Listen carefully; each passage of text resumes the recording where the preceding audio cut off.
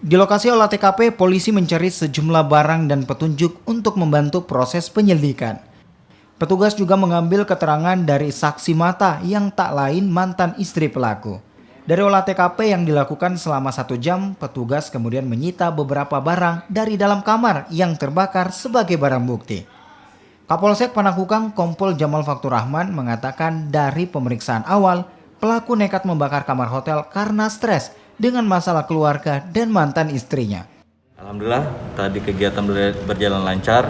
Kami pun dengan unit reskrim dan tim Inafis dari Polrestabes difasilitasi oleh dari pihak hotel lancar melakukan olah TKP. Selanjutnya kami dari Polsek melakukan pendalaman dalam artian motifnya seperti apa ataupun BAP untuk para saksi yang lain terkait perkara ini.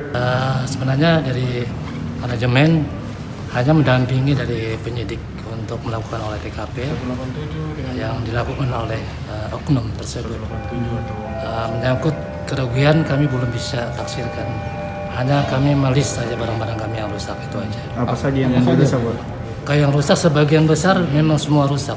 Cuman total list itu kita ketahui tadi kurang lebih 42 equipment. Sebelumnya kasus pembakaran kamar hotel terjadi di salah satu hotel di Jalan Boulevard Makassar. Satu kamar hotel yang berada di lantai 7 dibakar oleh tamu yang menyewanya karena permasalahan keluarga. Rama Pratama, Kompas TV.